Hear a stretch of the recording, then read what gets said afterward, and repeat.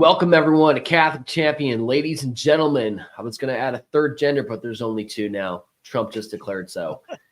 I'm your host, John Yep, my co-host, Michael Hichborn. We have a hot show, important stuff going on today, and the Catholic Church is at the center of it with the immigration debate, and we'll throw it on in the end, as if it is a throw on, the Born Alive Act, which did not pass. Stay tuned.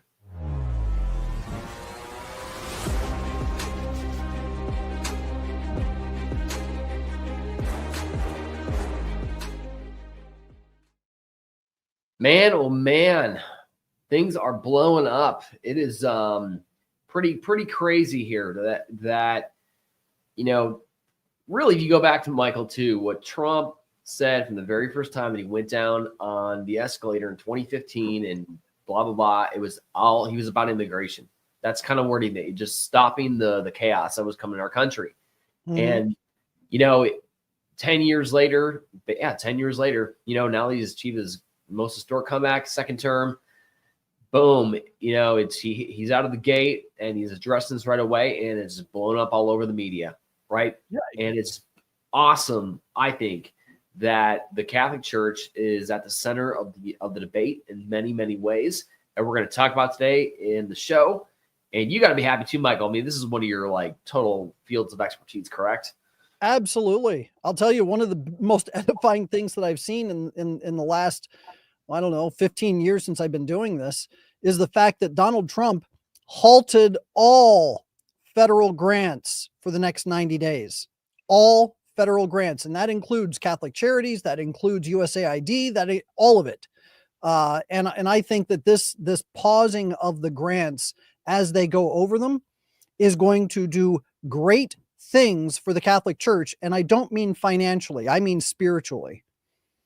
100%. I mean, and we're gonna walk up on how that actually has. There's a lot that's happened to get to that point. It's a combination of many factors, putting it in President's ear and him understanding it and getting it. Some of the people we know personally that made that happen, and it's important to walk through how that's taking place, because like you just said, it's going to do a lot of spiritual good for the church, right? Which we need it. We need to be cleansed from what's going on. So let's back up and just go back to the date. So you obviously have January 20th, Trump gets elected. Now, we knew day one, it's nothing like novel. We knew that he would be doing this on day one. He's been talking about it for months. Trump would start the mass deportation plans right out of the gate. As he's been just a total bull. It's been amazing to watch, right?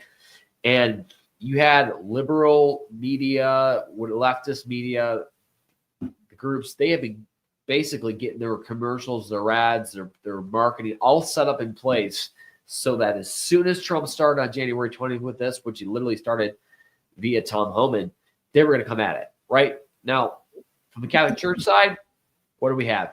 We had our Holy Father, Pope Francis, right, who was quick to the punch soon after, and he did that interview on you just got to love sometimes the formats from where these come out, but it was a Saturday talk show, right? The Italian show, Che Tempo Che Fa, right? And he basically said this exact quote, which people got to get straight. He said, okay, when they asked him, okay, so you hear about Trump's mass deportation plan?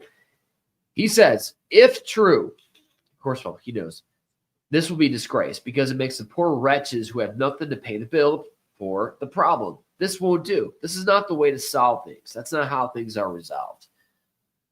Comment on that one. What do you say to His Holiness Pope Francis there? Well, first of all, I think that he's trying to apply a standard to a political policy. Now, you can say that when it comes to deportations, that you have to take into consideration the individual who is living under a certain situation, and you have to evaluate whether that person was in violation of law. Look, I'm all for maintaining a moral and a legal standard, but to issue a carte blanche statement that indicates that any kind of deportation or a mass level deportation, especially after an invasion, is somehow immoral, it degrades moral theology on the one hand, and it tries to ultimately what it does, it politicizes the church in the way that Pope Francis has been arguing that the church should never be politicized. So he's kind of speaking out of both sides of his mouth here. It is. And you have to put in context to everything else he said too. I mean, this is the same Holy Father. I mean, there's so much we can get on a rabbit hole. I remember when the first major caravan of migrants, they were actually invaders. They were organized invaders put at the border, but the first major caravan, and they gave a number for how many were there. And Pope Francis said, "Oh, the Vatican is going to send $500,000 to those migrants." Yep. And where did that come from, by the way? Where did that donation come from? Remember that? Came from Peter's Pence. There you go.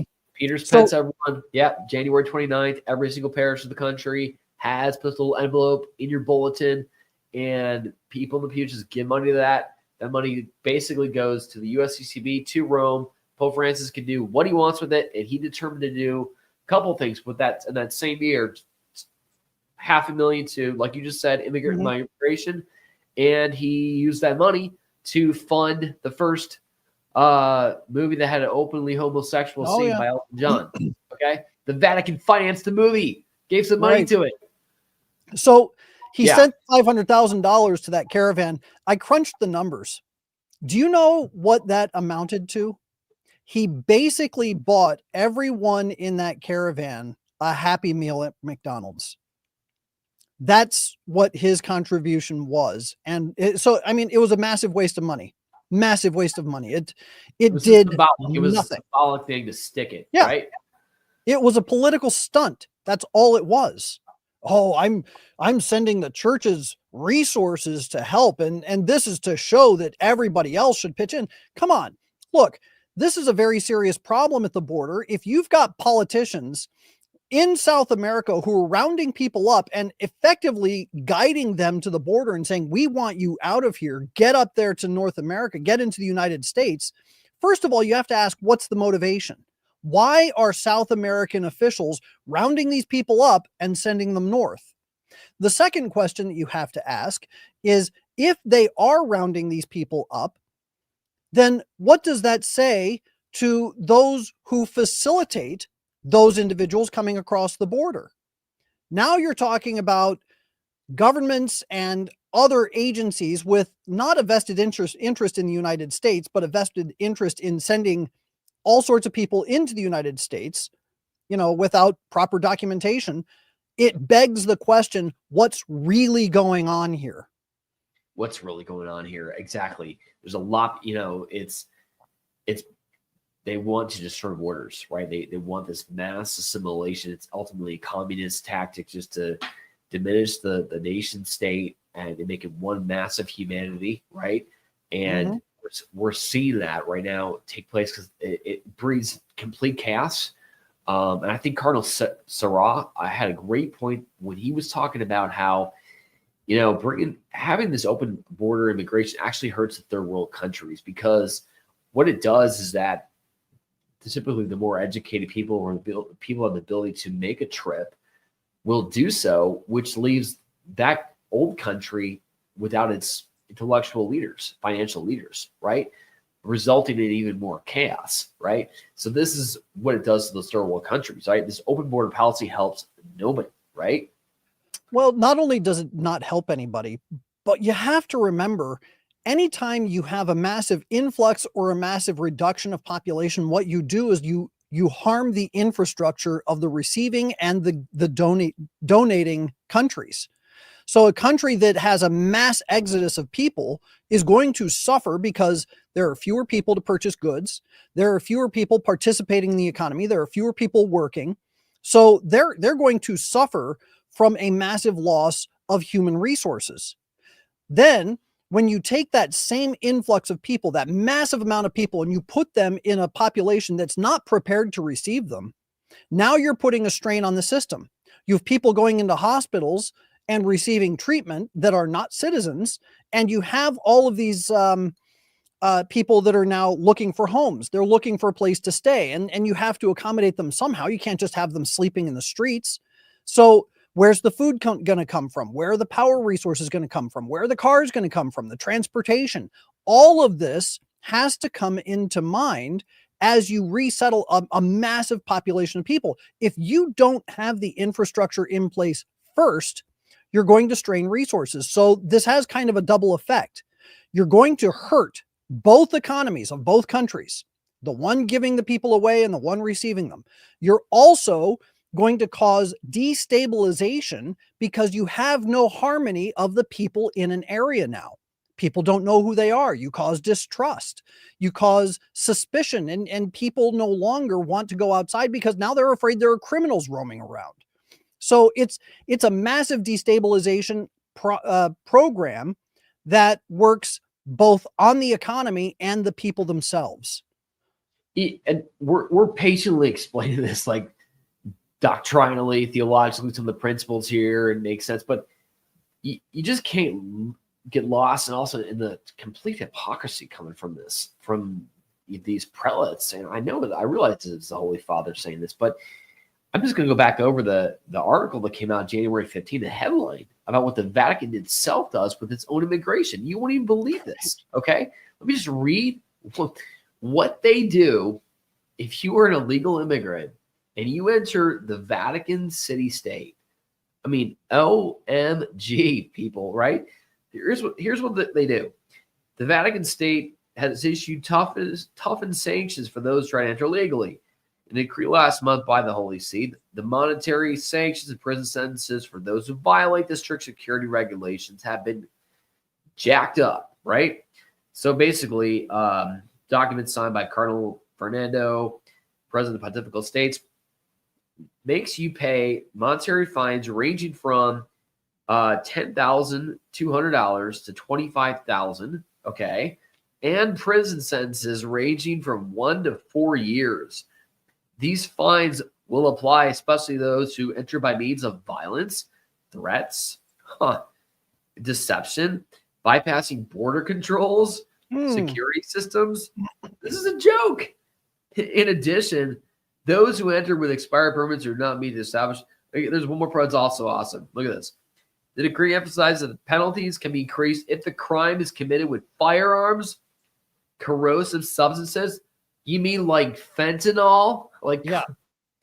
By a person in disguise, or by several. And then if illegal access is made in the vehicle, the penalty can increase up to 2/3. Oh my gosh. This is a joke. Are they just playing with us? Like, they increased these sanctions literally last month. So like in December, right around the same time they're saying this, and then they're trying to come out with, the Holy Father saying that one thing, making these statements, the same one who just said that people who build walls are not Christians, referring to President Trump. I mean, those are big statements. And then you point Cardinal McElroy, who has covered up for sexual abuse. Oh, yeah. To the See of Washington, D.C., to be kind of a thorn in the side. Not that he is. And there's very few thorns in the side right now for President Trump, I guarantee you. But it's disgrace, and it hurts the church ultimately, right, Michael? Are you seeing this how I am? Oh, absolutely. You have to ask the question, why would the Vatican put these sanctions into place? And it has all the same reasons that the United States has these things in place, because it's a security threat. It's a disruption in the daily operations of the Vatican if you have an influx of people barring entry to certain buildings. They don't have the housing available to service these people, so they don't have the economic infrastructure to handle an influx of people. So every reason that the Vatican would have for implementing those sanctions when it comes to people coming across the border into the Vatican city-state is exactly why the United States has those same laws and procedures. Now, one of the things I want to mention, you talked about Cardinal McElroy there for a second, and you mentioned his cover-up of sex abuse. I want to point something out. The United States Conference of Catholic Bishops received $129 million for the resettlement of refugees in the United States. 30 million of that was spent on an unaccompanied child program. So you have children coming across the border that are unaccompanied. And I have to ask, how wise is it to give $30 million to an organization that has paid out $5 billion in sex abuse settlements for resettling unaccompanied children? Exactly. It's a fair question. Completely said. You're not the only one asking that, right? We get that all the time. Like, seriously? So we're giving money to the institution that failed to protect kids, and now they're supposed to protect kids, Right? Exactly. with such little oversight. So look, and I don't want to hear it too. There are some members of Catholic Charities who do incredible work. They're everyday people. They help unwed mothers, and we're gonna get to Catholic Charities very specific. What that whole mess in a second, but I heard one. He leads a major Catholic Charities in a certain city, and his comment was, "You're not an evil person," but he was like, "Look, what are we supposed to do? These people are just showing up. We can't do it. We just got to take care of them." I would maybe believe more of that if you also were going to the microphone and saying, we can't sustain this. This is not good for everyone. Yeah, maybe we'll care for the person that shows up at our doorstep, but we need to have the borders closed because this is what's happening. You don't hear that. You don't have Catholic Charities reps going there saying, like, we're going to help these people, but like, let's stop this. Like, let's get President Trump elected, right? You don't. So, all right. Tom Homan. This is the guy Trump has named to stop this. Okay. So he gets day one. He's a Catholic. We talked about that before. He's a good friend, real good man. And he's doing his job. He's got a tough job. He's going against the worst people in the world, right? Yep. These MS-13 people, right? They are bad dudes. And by the way, I heard this yesterday, Michael. I don't know if you heard this too. Some of these people, a lot of them, are not just like, okay, gang members that come in and they just want to create their cartels or whatever. MS-13, or no, Tren de Agua, is from Venezuela, is born on the prison system there. They're being directed by the government of Venezuela to create civil unrest.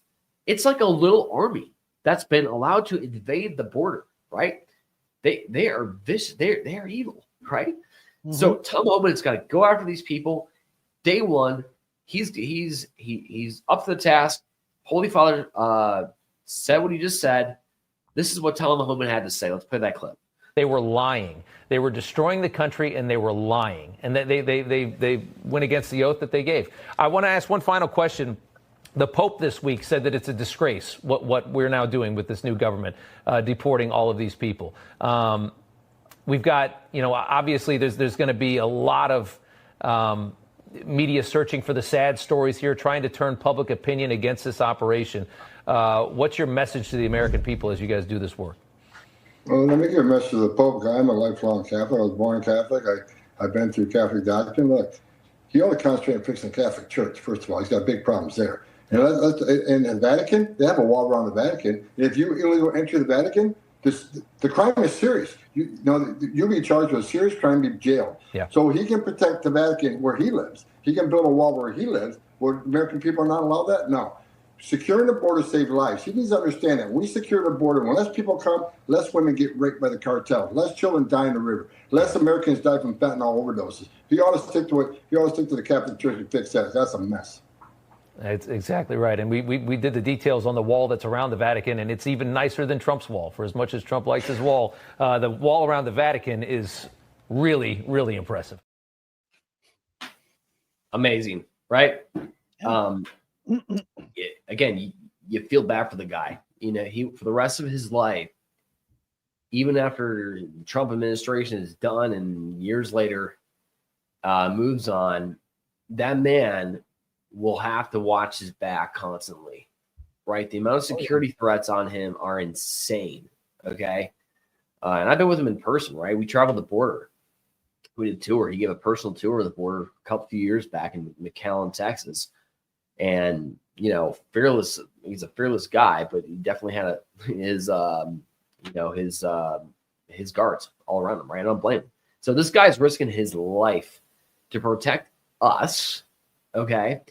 The least that we could do as people who share the same faith as him is to not play games and stab him in the back with this kind of political, this crazy talk, right? Anyway, all right. So you got JD. You go from the Pope, you have Tom Homan, Director of Vice, responds, and then you got the Vice President of the United States. He did that famous interview on CBS last Sunday. Let's play that clip.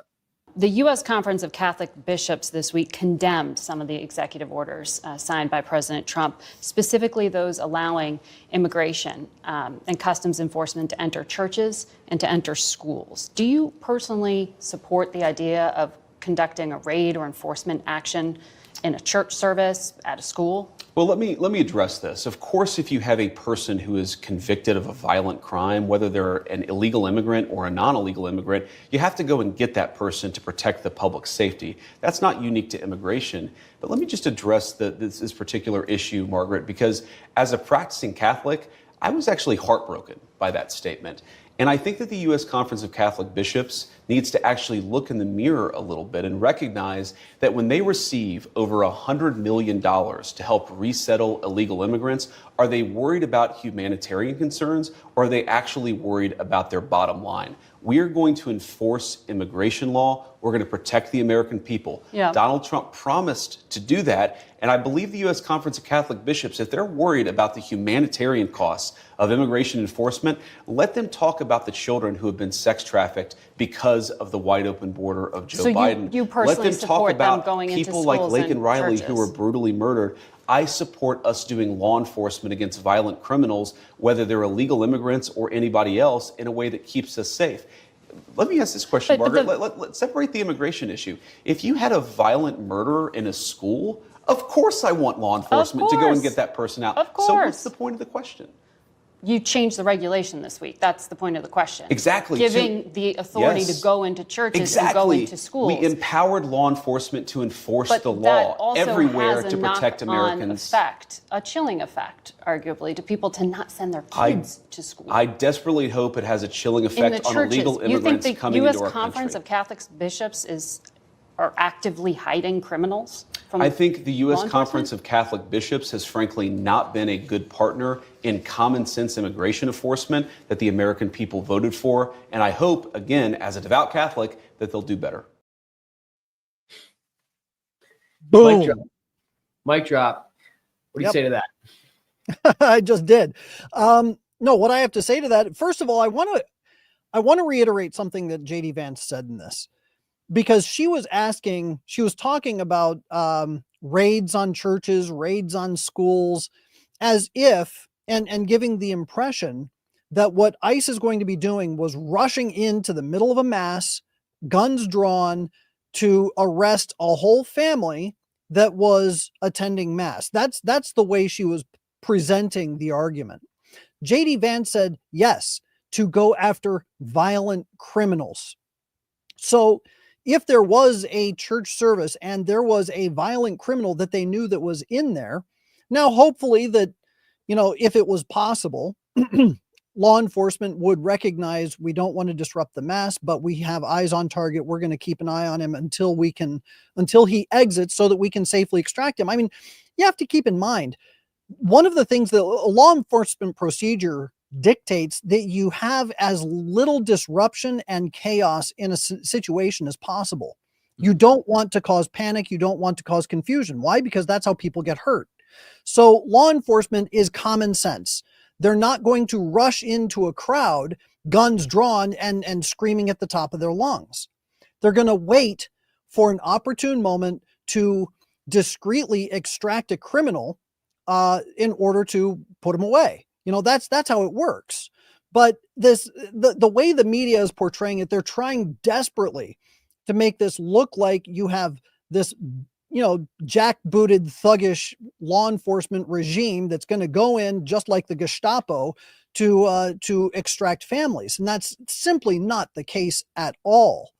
And then when you talk about schools, JD Vance made the great point.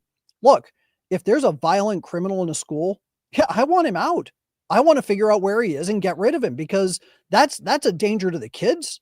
That's a danger to the teachers. It's a danger to the community. So it makes sense. It's common sense. And they're trying to take common sense and turn it on its head.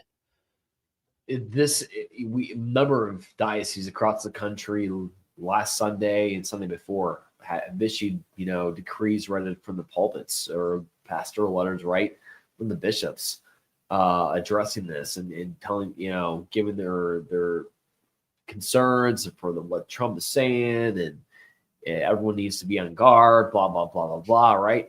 Look, it's a mess. It's a total mess. Like, obviously, mass deportations is not a pretty thing, people. It's not. But here's the deal. Where were you guys when the mass chaos was happening at the southern border for 4 years? Why weren't you speaking up? We were, pulling our hair out, fighting, tooth and nail to stop this, because we knew 4 years later that this would be a mess to extract all these people from society, right? Try to send them back. That's not fun. We're not saying it's fun. It's actually not a complicated moral thing to explain, but it optically, there's a lot of people are going to suffer objectively, right? That's what sin does. Sin causes disorder for many people around, right? And I think Father Gerald Murray said it really, really well on a show. He said, just because it's mass or many deportations doesn't change the nature of the act, right? Exactly. Yep. That's the point. So, yeah, is it bad? It is bad, right? The last 4 years were bad. And by the way, Margaret from CBS, I'm glad you care so much about churches and the sanctity of the ecclesial service. Where were you when the FBI was spying on churches in your wonderful state of Virginia, Michael? Yeah, exactly. Good question. So what's important here is that we have got to have our talking points very, very clear, because most of the people watching here are Catholics, obviously, but they're going to try to use this. We need to keep speaking up, standing strong, having the heart of Christ. We realize that some of the people that have come across, they're in society. Like, I had a waiter the other day at my breakfast joint, right? And I was talking to the guy. I'm like, I was chatting him up, and he was Hispanic, and he was from Cuba, and I was in Spanish back and forth, and I kind of picked up. I said, like, okay, so in Cuba, what'd you do before you came here? When did you come here? So he came here a couple of years ago, and turns out the guy is he was a doctor, doctor in Cuba, who is waiting tables at a breakfast place. Okay. We were, telling me about conditions in Cuba. Yeah, bad. Hashtag socialism. His words, not mine.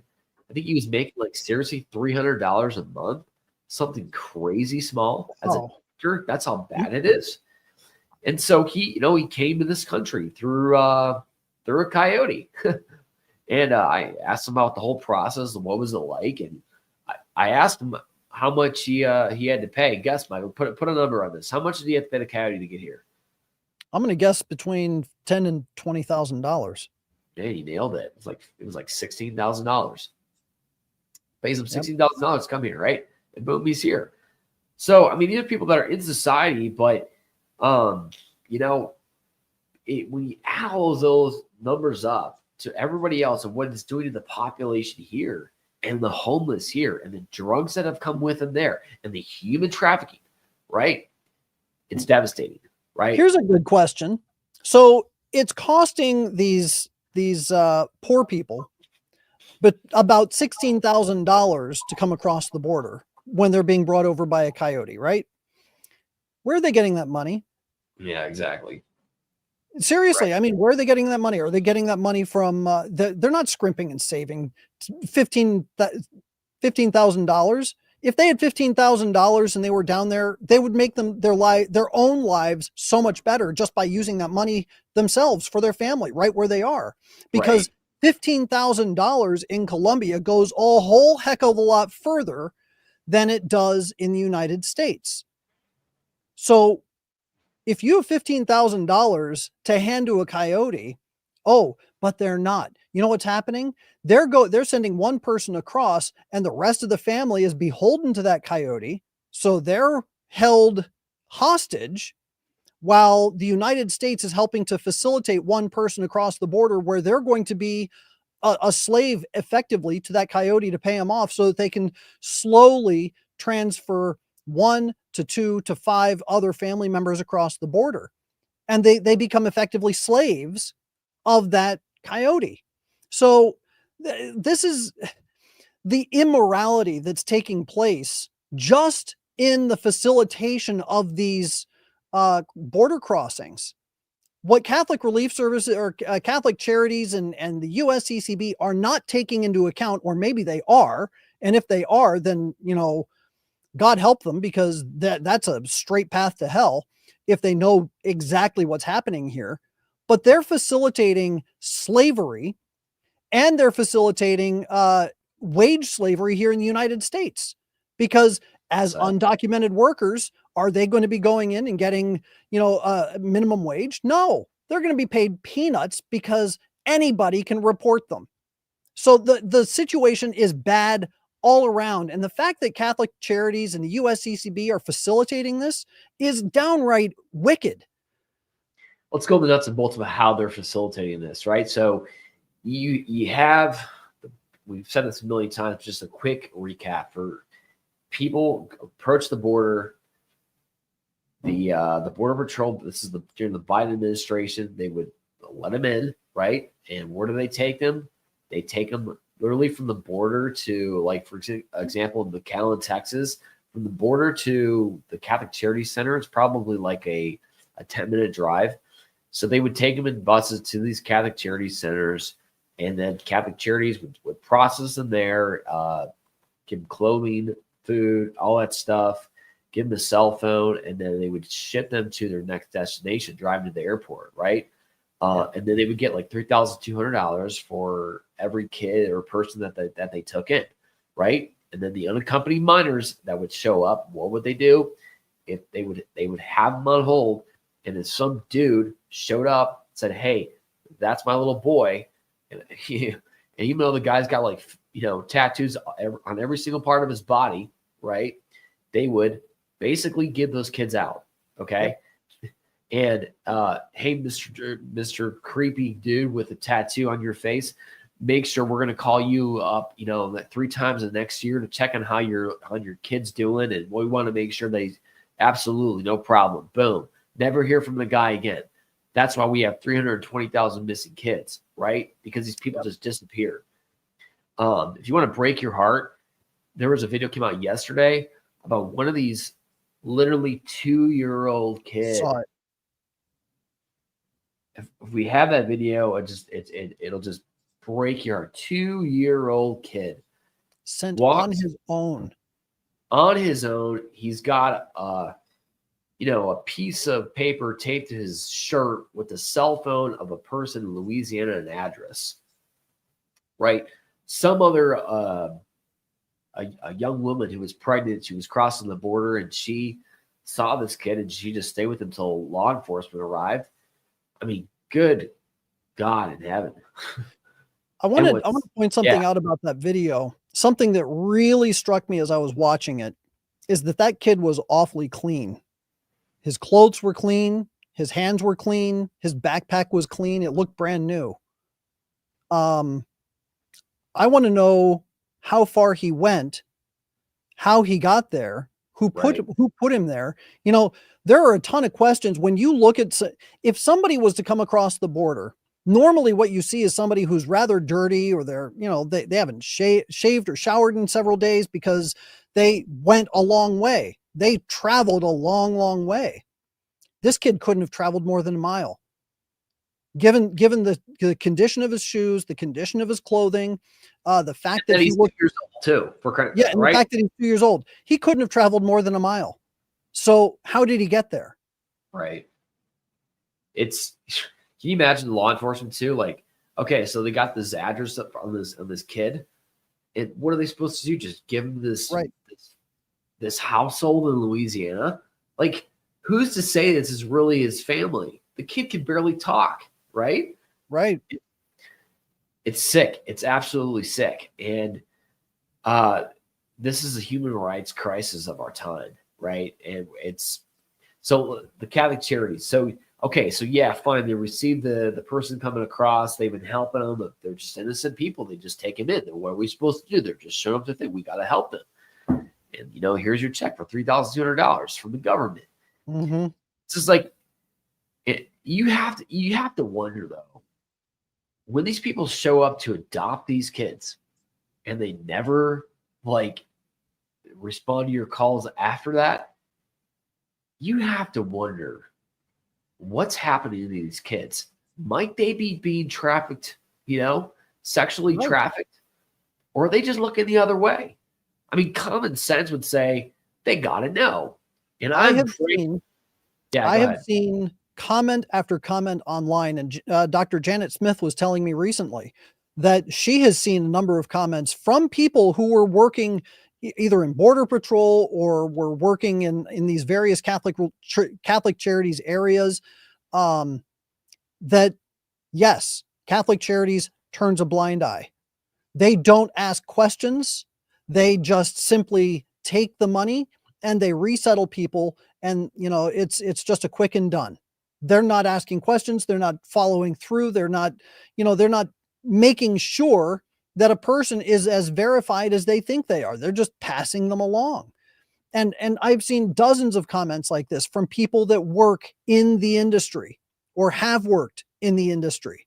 And the more you see these kinds of stories coming up, what I'm realizing is that this freeze on funds that President Trump put on yesterday is so necessary so that we can finally force the question. He needs to have a team diving into what Catholic Charities has actually done, what the various dioceses. I mean, before I came on the program, I was looking to see how much money and grants various dioceses have received.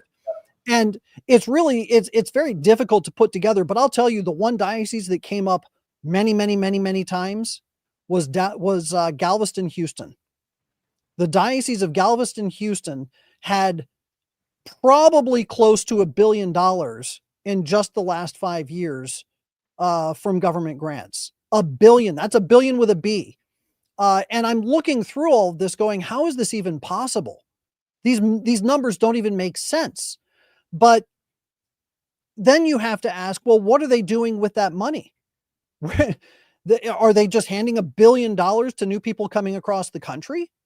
That's a lot of money to give out to people that have never worked a day of their life in this country, paying into the infrastructure and into the taxes and everything else.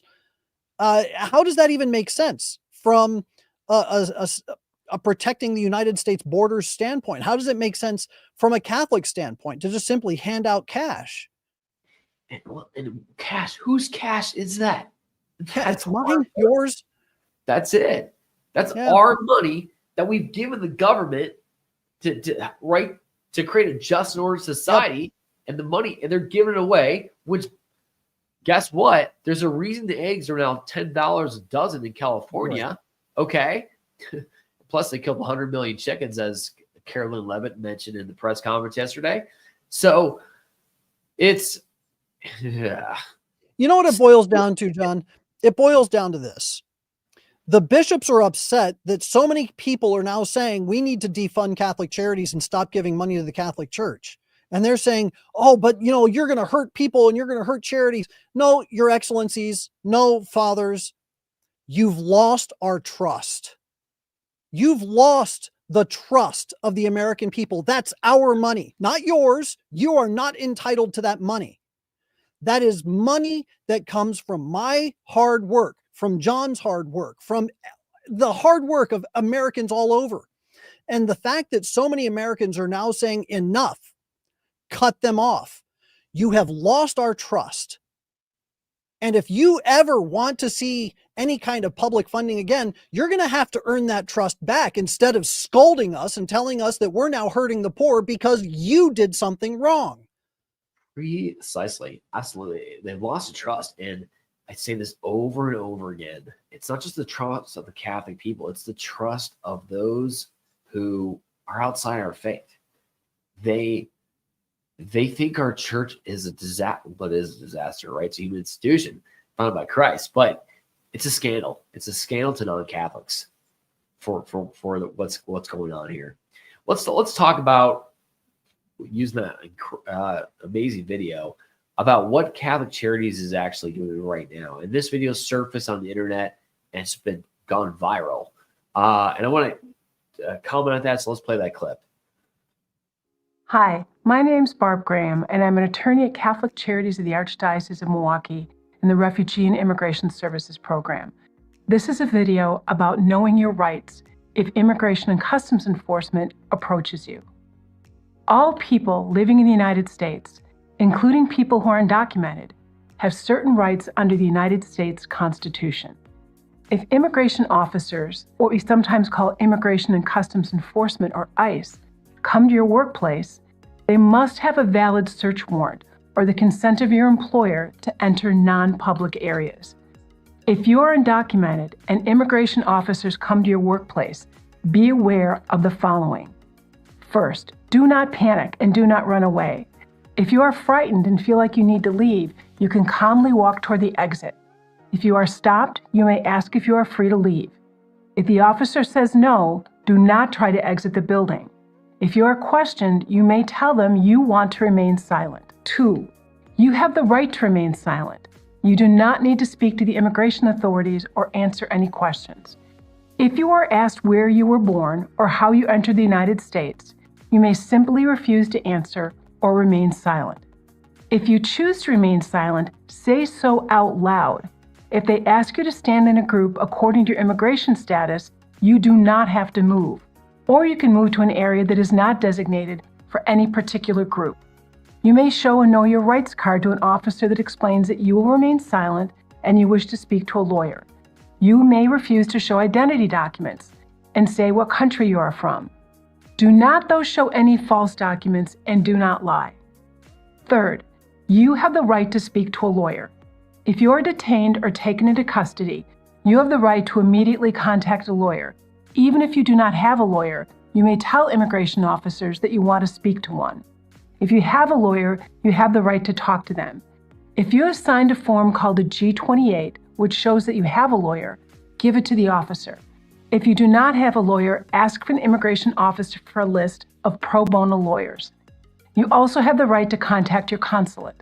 The consulate may be able to assist you in locating a lawyer. You can refuse to sign any or all paperwork until you've had the opportunity to speak to a lawyer.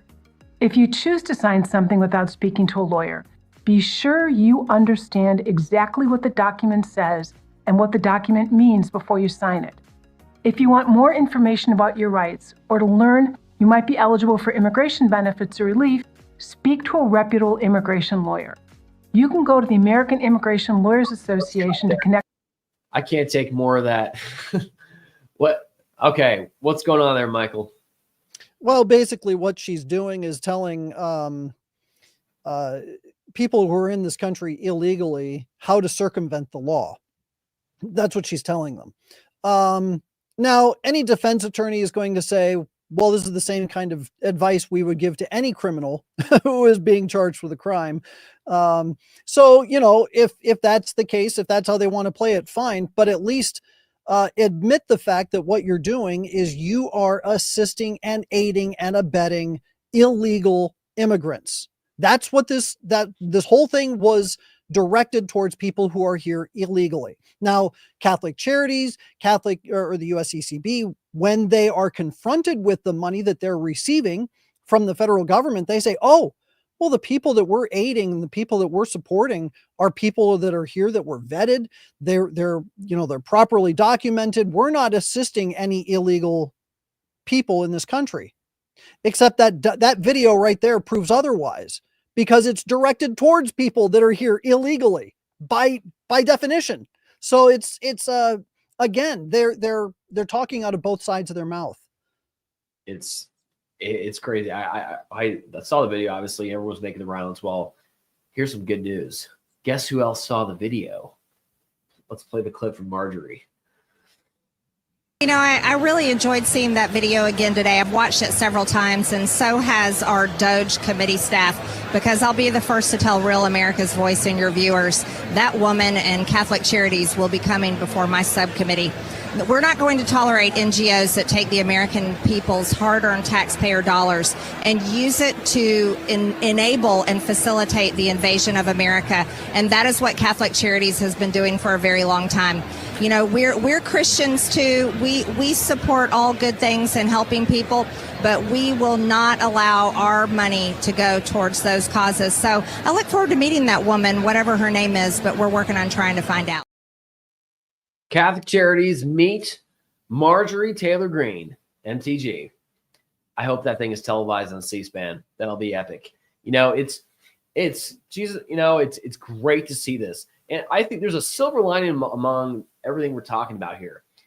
Yeah, it's a scandal that we have church leaders and it's our own institution, which has been, to quote Tom Homan, they're the number one travel agency, Catholic Charities, i.e. the Catholic Church, of the illegal immigration invasion. They're the travel agency. They're what makes it possible. Okay, so yeah, it's a scandal. It obviously is. Here's the silver lining, though: the fact that we, the people, specifically we the Catholic people, we the Catholic laity, and also a lot of priests too. Speaking up, bishops, Bishop Strickland, and others, are not sitting with it.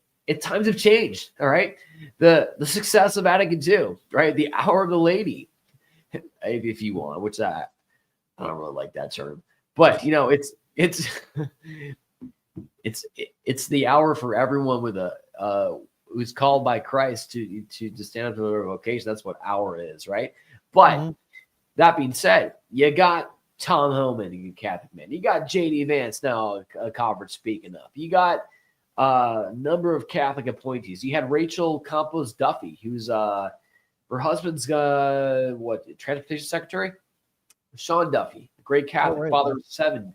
You know, she made an apology video too yesterday talking about this. So you have a lot of Catholics. You got Catholic organizations. For Catholics, obviously, you got Lepanto, you got Catholic Vote, you got LifeSite News, you got a lot of who have spread the word and communicated. Jack Sobick, that we're not stupid anymore. Okay, we've been formed. We know this, and we can say this confidently that this is not the Catholic way. This is not the American way. With all due respect, we respect your office, Holy Father, Bishop, right? But we have a duty before God, found in the Bible, canon law, history of the saints, to speak up when you're wrong. You're wrong.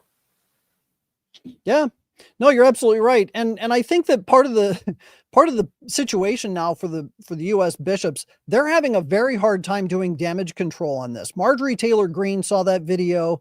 Elon Musk last week, he posted something that included a screenshot that I had made. And that screenshot was of, yes. Wait, pause here. You did a screenshot which Elon Musk retweeted? Yes. Wow, congrats, my man. That's amazing. So what happened with that screenshot? So the screenshot showed the USCCB receiving $129 million in federal funds for migrant and refugee resettlement programs. And what I did is I underlined where it said U.S. Conference Catholic Bishops. I underlined the part where it says Migrant and Refugee Services. And then I put a box around all the funds that were associated with that. And somebody took that screenshot that I made and they posted it. And then Elon Musk reposted them. So it's going all the way to the top.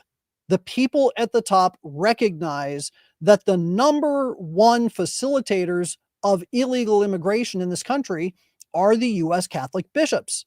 And who better to shuffle people around in a hidden manner than bishops who are well practiced in it when it came to the sex abuse crisis from 20 years ago. These people haven't left. They're the same people. They know how to hide things and they know how to shuffle people around. That's what's happening. So they're the same people. Yeah. So yeah, what this whole situation has, it's such a black eye on the Catholic Church and the bishops are scrambling, trying to do damage control, and no one's hearing it. No one's listening. They've stopped listening because they've lost credibility. And it's beautiful because the truth will always come out. And also, the beauty of our faith is that the faith is rational. Pope Benedict goes harp on it all the time. It makes sense. Proof is that you have someone like Elon Musk, who's not Christian. President Trump is quasi-Christian, right? But the common sense of the Christian faith. Yeah. Okay. So I mean, it's exactly but he's a common sense guy, and Catholic principle makes sense, right? What God asks of us to do in our faith, it's not contrary to the human nature or to civil society, right? It's attractive that way. So Elon Musk can find a tweet created by a Catholic leader, Michael Hichborn, and Lepanto Institute, and look at it like, this makes sense. Let's go, right? Doge Committee, Marjorie Taylor Greene, President Trump. It's amazing to see this, right? And this is what we do. This goes to the heart of what we do at Catholic for Catholics. We love politics because of the opportunity that it opens up to ultimately evangelize, right? To have these conversations. I'm personally kind of thrilled. I mean, I'm in some sense, I'm looking at all the kids and everything that's going on the board. It's a disaster. It hurts. But it does, on the other hand, give us a chance to show the beauty of our faith, right?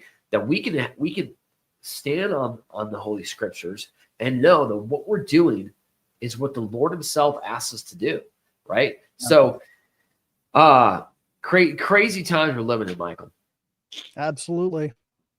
By the way, the money aspect of this, there's probably no one better right now in terms of knowing the source of these grants and where they're going to than the guy, my co-host here, Michael Hichborn from Lepanto. I mean, you've done this so well, faithfully for so many years, and it's so important. And we're finally kind of seeing the fruits of it. So what were your thoughts just personally as Carolyn Levitt, who is a Catholic, gotta love that cross right there on her chest. Yep.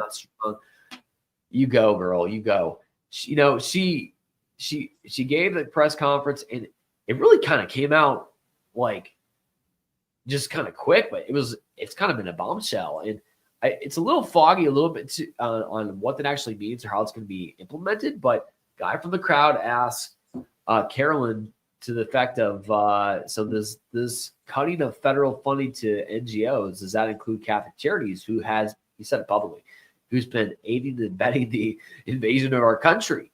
And she said, I most certainly would say that it does. Yep. So what were your thoughts, Michael, when you heard that? Well, my immediate thought was, well, thank God. Okay. Right. Because as you know, I've been looking into these NGOs for a very, very long time. I've been pointing out how the money is used, how it's not used. One of the things that I pointed out in my newsletter on Friday is that the USCCB has a massive budget of around $200 million. And 90% of that budget went to immigration, refugee resettlement stuff. 1% of that budget was used for pro-life activities. Right. And do you realize annually the USCCB collects all kinds of money for immigrant and refugee resettlement programs, and never once has it ever collected for pro-life activities, not once. And the bishops, they tell us, well, abortion is our preeminent priority. Just to ask you, if it was a preeminent priority, wouldn't you make it a fiscal priority? Wouldn't you make it a policy priority? But they don't even do that.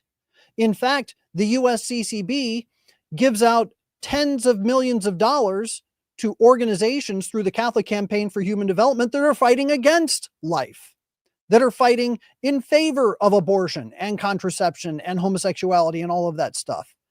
When you've got Catholic Relief Services, who's taking $1 billion a year from federal funds, and they're going across the seas, implementing government programs that are promoting condoms, promoting contraception, and partnering with organizations that promote and provide abortions. So now you've got Catholic Relief Services acting against life. And they know what they're doing. You have sent personally letters to every single bishop. And this is, we've been harping on the liberal bishops, Zupich, McElroy, Tobin, right, who are really the figureheads of this anti law enforcement, I guess you call it. But the good bishops who sit there and just are quiet about this, just as guilty. You know where this money's been going to. Michael, you've reached out to so many of these guys. Some of them have even responded to you and basically said, got your report, Michael. That's great, right? Or what was it? Like some of these letters, like you sent one to every once in a while I get a pat on the back. Keep going. Right. Don't mention my name, but keep going. Right. And then on the other hand, I get letters from people like Archbishop Wester who say, you're hurting Christ's poor because you're attacking the church's ability to serve them. And I'm sitting there going, you're attacking them with pro-abortion policy. So get off my back. Absolutely. You know? Yeah, it's a disgrace. Fun times that we're living in. Important though that we keep talking about this issue because it's gonna be here for a while, right? And they're gonna keep coming out, and there's gonna be bitches. You're gonna have more of the Selena Gomez's who do their videos online, right? Sorry, her video was funny. Thank God. Also, sign of the times how fast it was taken down, right? Yeah. It's not 2016. It's 2025. Right? She did that video crying on whatever Instagram and removed so fast. That was just awesome, right? Yep. It's great to see that. People are waking up. It's a true golden age of America. They're fed up. They're fed up. They fed up. Let's jump right to, let's just mention this in passing where we're going to have a second topic, but this has been such plenty here to talk about. You have, I can't let this go by without saying something. You have the Senate Democrats block the bill protecting the born alive abortion survivors. So Senate Democrats blocked the Born Alive Abortion Survivors Protection Act on January 22nd, halting efforts by the Republicans to pass legislation mandating medical care for infants born alive during attempted abortions. Long story short, babies born after botched abortion, sitting there on the table. Republicans, I guess we have to applaud them for this heroic act, sponsored a bill that will say, like, you have to take care of them. The Democrats, of course, they voted no. So the bill did not pass. Yeah. It's just, these are the people that we're dealing with, by the way. These are the sick monsters that we're up against, right? And out of the whatever, there are 47 Democrats in the U.S. Senate. I'm going to guess at least 5 to 8 are Catholic, at least Catholic in name. Okay? So you have a Catholic, someone who's baptized, someone who's probably once in their life received the Lord Jesus Christ into their soul, would stand there and let a baby who was just trying to kill in the most sacred natural tabernacle, the womb of her mother, comes out on the table, and that Catholic is going to let that baby just die. Yep. We have some evil in this country, people. We absolutely do. This is a spiritual warfare. That's why we, when we do these patriotic rosaries and masses for President Trump and novenas and blah, blah, blah, we're up against not a political foe here. This is demonic evil that we're fighting against, which can only be fought with corresponding spiritual warfare. When you saw that, Michael, you had to just, your heart sick. Well, sure. The Democrat Party is basically showing itself to be the party of death, which it is. The Democrat Party is also revealing the adage that if you're going to take one bribe, you might as well take them all.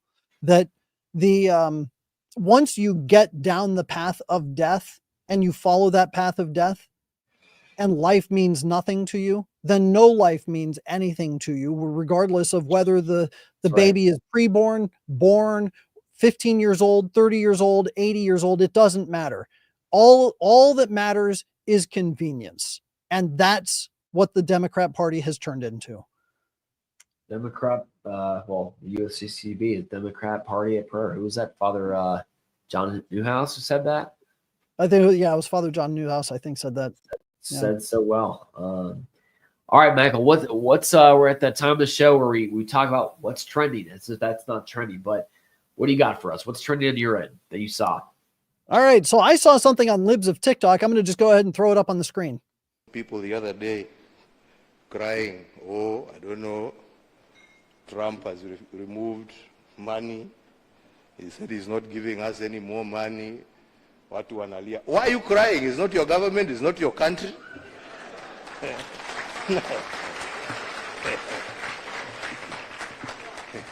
He has no reason to give you anything. I mean, you don't pay taxes in America. He is appealing to his people. Shauri yenu bwana.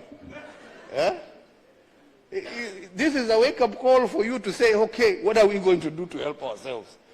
Instead of crying, tujiulize, what are we going to do? Haya, ametoa hiyo pesa, sasa tutafanya namna gani jameni? What are we going to do? Yeah? To support ourselves. Because nobody is going to continue holding out a hand there to give you. It is time for us to use our resources for the right things. We are the ones who are using them for the wrong things. I saw that. That's awesome.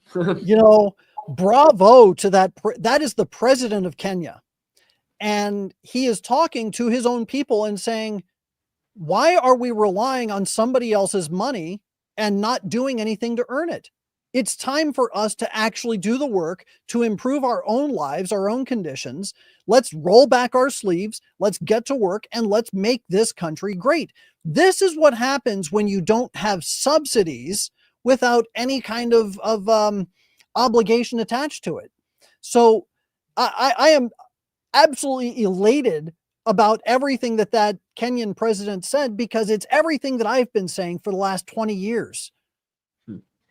Pretty remarkable, because like you said, Michael, it's never free money. There are always strings attached, right?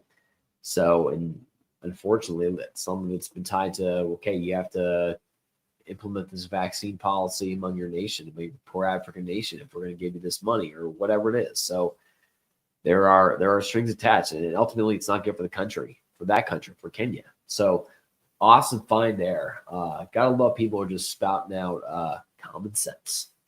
Yep. All right, let's play my what's trending from our end, what I found.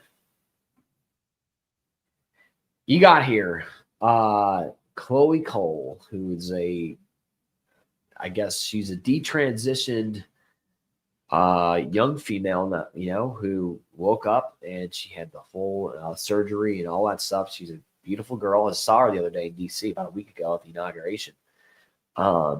But here's what she is jumping up and down for true spiritual joy, because Donald Trump just deleted child gender transition, full executive order, protecting children from chemical and surgical mutilation by the authority vested in me as president. I hereby order Section 1 across the country today. Medical professionals are maiming and sterilizing a growing number of impressionable children under the radical and false claim that adults can change a child's sex through a series of irreversible medical interventions. This dangerous trend will be a stain on our nation's history, and it must end. And it goes on. Effectively, like Trump said he was going to do it, he ends child mutilation. Unbelievable, right? I mean, and I know there's a lot of things that actually have happened in place across the country for this in reality to be the case, where you can't walk into, yes, a Catholic hospital, right, and do this, but it's a step in the right direction, and it's just awesome to see this. Absolutely. Absolutely. It's this is one of those situations where you see so many people getting upset about something that's just merely common sense. And it shows the depth of the insanity that has to be rooted out of this country. It's going to take some time, but this first step, the fact that it came so quickly after he was inaugurated, is it's a breath of fresh air, and it's a wonderful sign of good things to come. It is. Again, it's a guy who's He's doing what he said he was going to do. It's a great thing. We have a politician who's actually doing this. Trump is a phenomenon, right? There's like this aura around him right now. Okay, it's a blessing for America, right? The prayers and hard work of so many across this country during this past election cycle have paid off. God's heard our prayers, right? He saw what we suffered during the last administration, and he's given us a real time of grace, an opportunity, an unmerited grace, because every grace is really deserved. But it's a time to buckle up and really go down. Because I don't know if you see it like this, Michael. We'll kind of wrap up on this note, but this is like I guess a Band-Aid solution in some ways, right? We won by the skin of our teeth in some ways, right? And we didn't have a completely, totally Catholic moral platform. Obviously, the pro-life issue, IVF, we know that, which is so key. It's a preeminent issue, but we made it through. But for a long-standing effect on the culture, and ultimately to get people to heaven, which is the goal, you need to have people who are a Catholic population that is well-formed, going to Sunday Mass, believes that Jesus Christ is present in the Eucharist, and that's going to restore true order and peace on this earth and in this country. Agreed, Michael? Absolutely. Yeah, absolutely. It's a time of penance. We got a reprieve. We have to take the opportunity to do penance and continue to pray for Trump. He has a great burden on his shoulders, a big job to do. And unless he has the graces facilitated through us, then we can't expect great things. We have to continue to pray and make sacrifice and do reparations. And pray for all the people surrounding President Trump. Karen Levin, right? Imagine being in her shoes, having to go up against the press all the time, like she has to go. Wow. And you have RFK. Let's pray for his nomination today, and Cash will tell later. So we got to get these guys across the finish line.